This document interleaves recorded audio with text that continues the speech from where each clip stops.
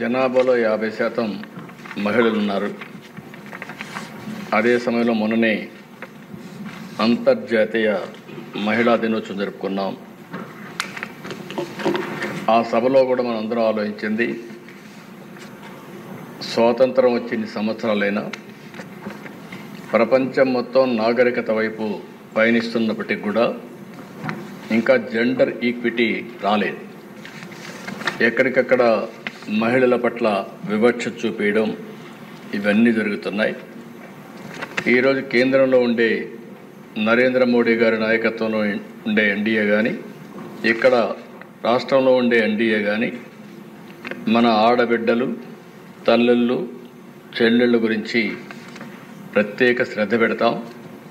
Women empowerment జరిగినప్పుడే sustainable development ఉంటుందనేది మా నమ్మకం. అందుకనే అధ్యక్ష, ఈరోజు ఒకసారి హిస్టరీ కూడా చూసుకుంటే ఎన్టీ రామారావు గారు తెలుగుదేశం పార్టీ పెట్టినప్పటి నుంచి అదే మరిగా వారు అనేక సంక్షేమ కార్యక్రమాలకు ప్రత్యేకంగా ఉమెన్ ఎంపవర్మెంట్ కోసం దోహదం చేశారు. అందుకే మహిళా సాధికారత కోసం నిన్న, నేడు, రేపు ఎప్పుడు కూడా కమిటెడ్గా పనిచేస్తామని ఈ సభ సాక్షిగా తల్లిదండ్రులకు తెలియజేస్తున్నా, మహిళలకు తెలియజేస్తున్నారు. అందుకని ఆ దిశ ఒకసారి చూసినప్పుడు ఏ కార్యక్రమం ప్రవేశపెట్టినా అది ఒక సంక్షేమం కావచ్చు, ఒక అభివృద్ధి కావచ్చు, లేకపోతే ఒక ఎంపవర్మెంట్ కావచ్చు, ఏది చేసినా అందులో ప్రత్యేకంగా మహిళలను దృష్టిలో పెట్టుకొని చేశాం. మహిళల్ని సాధికారం చేయడంలో ముందుకు పోయాం. అందుకే నేను మళ్ళీ ఒకసారి తెలియజేస్తున్నా, తెలుగుదేశం పార్టీది తెలుగింటి ఆడపడుచులది అన్నా చెల్లుళ్ళ అనుబంధం. ఇది 40 సంవత్సరాలుగా ఉంది. ఇది శాశ్వతంగా ఉంటుందని చెప్పడానికి గర్వపడుతున్నానని చెప్పి కూడా నేను మీకు తెలియజేస్తున్నాను. దశ మాటల్లో చెప్పడం కాదు, చేష్టల్లో చేసి చూపించాల్సిన అవసరం ఉంది. తెలుగుదేశం పార్టీ సిద్ధాంతం జెండర్ ఈక్విటీ ద్వారా, ఆడవారికి సమాన హక్కులు కల్పించడం ద్వారా వారిని ఆర్థికంగా, రాజకీయంగా, సామాజికంగా పైకి తేవాల్సిన బాధ్యత మనందరిపైన ఉంది. ఇప్పటికి కూడా మనం వివక్ష చూపిస్తూనే ఉన్నాం. ఎవరైనా మహిళలను చూస్తే మనకందరికి కూడా ఒక చిన్న చూపు, మీకేం తెలీదు, మీరు ఉండండి అనే విధంగా మాట్లాడుతున్నాం.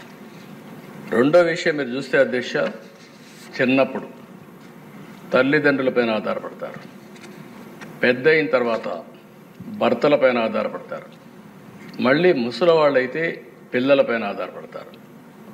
కానీ ఎప్పుడు కూడా వివక్ష చూపిస్తూనే ఉంటారు.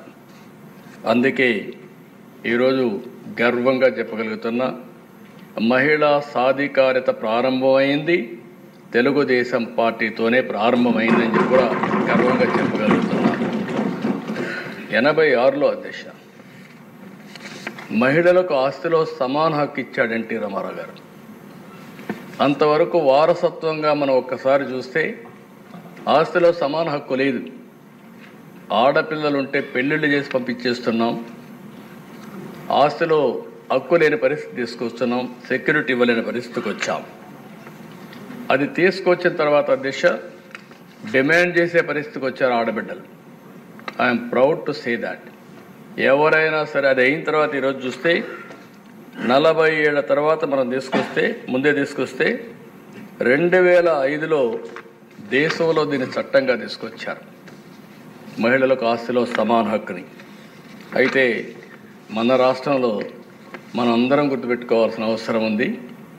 తల్లికి, చెల్లికి ఆస్తిలో వాటా ఇవ్వని వ్యక్తి నిన్నటి వరకు ఈ సభలో కూర్చొని ముఖ్యమంత్రిగా ఉన్నాడంటే ఏ విధంగా సభవో నాకైతే అర్థం కావడం లేదు. నేనేదో విమర్శించాలని విమర్శించడం లేదు. ఇచ్చిన వాటాల మీద కోర్టుకు పోయి అది కూడా ఇవ్వను అనే పరిస్థితి వచ్చారంటే ఇంకా ఆస్తిలో సమాన హక్కు మీద మాట్లాడడం కానీ, మహిళల గురించి మాట్లాడే హక్కు అలాంటి వ్యక్తులకు ఉంటుందా అని అడుగుతున్నాను అధ్యక్ష. ఎందుకంటే అధ్యక్ష, ఈరోజు మనందరం ఒకటి గుర్తుపెట్టుకోవాల్సిన అవసరం ఉంది. రాజకీయాల్లో ఉండే మనం ప్రజలకు జవాబుదారితనం. మనం ఆదర్శంగా ఉండాలి. మనం ఆదర్శంగా ఉండి ప్రజలకు కూడా ఆదర్శమైన విధానాలకు స్ఫూర్తినిచ్చే బాధ్యత మన పైన ఉంది. అలాంటి వ్యక్తులు తల్లికి కూడా నేను వాటాలు ఇవ్వలేదు, లేకుంటే నేను మార్చుకుంటున్నాను, ఇది నా వాటా అని చెప్పే పరిస్థితికి వచ్చారంటే చాలా బాధేస్తుంది. కనీసం సభ్యత ఆ విషయం కూడా మర్చిపోయి ఇలాంటి చేసే పరిస్థితికి వచ్చారు. అదే సమయంలో తెలుగుదేశం పార్టీ మహిళల్లో విద్యను ప్రోత్సహించాలని ఈరోజు చేసింది కాదు. 1983లో దేశంలో మొట్టమొదటిసారిగా మహిళా విశ్వవిద్యాలయం ద్వారా ఆడబిడ్డల్లో చదువుకోవాలని స్ఫూర్తి ఇచ్చిన పార్టీ తెలుగుదేశం పార్టీ అని చెప్పి నేను మీకు తెలియజేస్తున్నాను. దాంతో ఆగలేదు అధ్యక్ష. అక్కడి నుంచి మీరు ఒకసారి చూస్తే ప్రతి కిలోమీటర్కి నేను ముఖ్యమంత్రిగా ఉన్నప్పుడు ఒక ఎలిమెంటరీ స్కూల్ పెట్టాం, ప్రాథమిక పాఠశాల. 3 కిలోమీటర్లు ఒక అప్పర్ ప్రైమరీ స్కూల్ పెట్టాం. ప్రతి 5 కిలోమీటర్కి ఒక హై స్కూల్ పెట్టాం. మండలానికి ఒక జూనియర్ కాలేజీ పెట్టాం. ప్రతి డివిజన్కి ఒక కోఆప్ ఇంజనీరింగ్ కాలేజ్ పెట్టాం. జిల్లాకు మెడికల్ కాలేజ్, వందలాది కాలేజీలు తీసుకొచ్చాం. ఓసారి పబ్లిక్ పాలసీ అనేది చాలా పవర్ఫుల్ దిశ. ఈరోజు మనం మాట్లాడుకుంటున్నాం. ఈ సభ ద్వారా కొన్ని ఆలోచనలు వస్తాయి. మీరిచ్చే ఆలోచనలు ఏ విధంగా స్ఫూర్తిదాయకంగా భవిష్యత్తులో ఉంటాయంటే కొన్ని ఎగ్జాంపుల్స్ కూడా ఉంటాయి.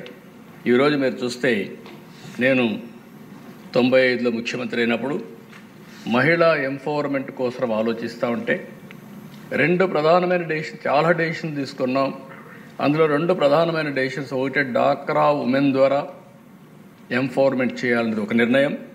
రెండో నిర్ణయం విద్య, ఉద్యోగాల్లో, రాజకీయాల్లో మహిళలకు 33% రిజర్వేషన్స్ పెట్టాలని చెప్పి నిర్ణయించాను దిశ.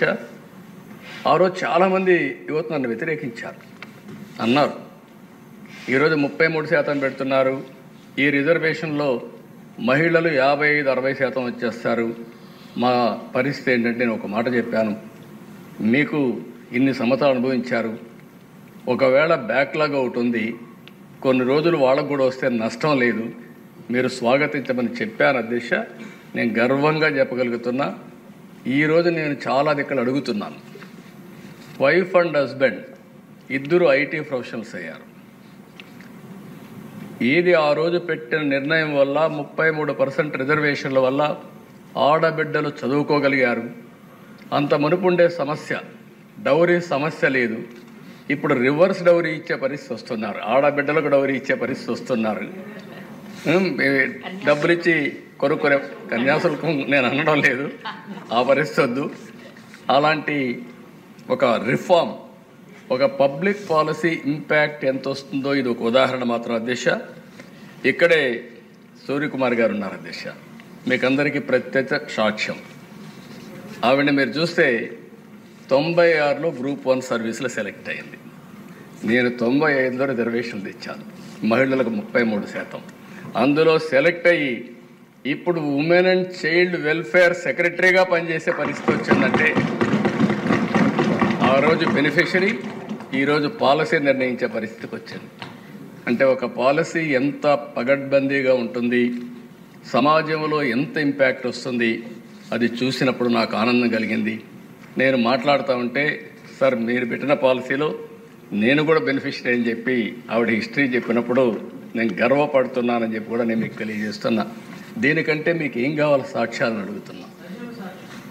సజీవ సాక్ష్యం, ఒక స్ఫూర్తిదాయకమైన సాక్ష్యం అధ్యక్ష. అలాంటి మంచి కార్యక్రమాన్ని మనం ముందు పోయాం. ఈరోజు మనం ఒకసారి చూసినప్పుడు ఇక్కడే కాదు ప్రపంచం మొత్తం తెలుగు జాతి ముందుకు పోతామంటే అందులో ఆడబిడ్డలు అగ్రస్థానంలో ఉన్నారని చెప్పి కూడా నేను మీకు తెలియజేస్తున్నాను. ఇదే కాకుండా అధ్యక్ష, నేను అనేక సందర్భాల్లో అనేకమైన రిఫార్మ్స్ తీసుకొచ్చాను మహిళల కోసం. ఒక స్టేజ్లో మీరు చూస్తే అధ్యక్ష, మహిళ పుడితే భారం, ఈ అమ్మాయిని ఎట్టమేస్తాం కాబట్టి వివక్షత చూపించే సమయం అది. ఆ రోజు నేను చెప్పాను, మీ పుట్టిన అమ్మాయి మీకు భారం కాదు, ఈ ఇంటికి ఒక మహాలక్ష్మి, అందుకే పుట్టిన ఆడబిడ్డ పేరుతో 5,000 రూపాయలు బ్యాంకులో డిపాజిట్ చేసి పాస్ పుస్తకం ఇచ్చి 18 సంవత్సరాల తర్వాత ఎంత డబ్బులు వస్తుందో ఆ డబ్బులు ఆ అమ్మాయికి ఒక కుటుంబ పెద్దగా కానుక ఇచ్చానని చెప్పి కూడా నేను మీకు తెలియజేస్తున్నాను. ఇటీవల నేను హైదరాబాద్లో అపోలో హాస్పిటల్కి పోతే ఒక బెనిఫిషరీ తీసుకొచ్చి మీరు ఇచ్చిన డబ్బుల వల్ల నేను చదువుకొని ఈ స్థాయికి వచ్చారని చెప్పే పరిస్థితికి వచ్చారు దిశ. ఇంకో పక్కన దిశ మీరు ఒకసారి చూస్తే ఒక నమ్మకం, ఒక కాన్ఫిడెన్స్ కావాలి. మనందరం ఆలోచించేవాళ్ళం, అమ్మాయిలంటే సైకిల్ దొక్కలేరు, మగవారితో సమానంగా ముందుకు పోకూడదు, లేకపోతే ఎవరన్నా పేరెంట్సే తీసుకెళ్ళాలి, ఇలాంటివన్నీ ఉంటే నేను ఆ ధైర్యాన్ని వాళ్ళలో ఒక నమ్మకాన్ని ఇవ్వాలి. మగపిల్లలు ఆడపిల్లలు తేడా లేదు, అవసరమైతే ఆడపిల్లలే దూసుకుపోతారనే నమ్మకాన్ని ఇవ్వడానికి 8, 9, 10వ తరగతుల విద్యార్థులందరికీ, స్టూడెంట్స్కి అందరికీ, ఆడపిల్లలందరికీ సైకిళ్ళు కొనిచ్చాను అధ్యక్ష. సైకిళ్ళు కొనిస్తే తల్లిదండ్రులు చదువుకోవద్దన్నా మాకు సైకిల్ ఉంది మేము వెళతామని వచ్చి చదువుకున్న సందర్భం అధ్యక్ష.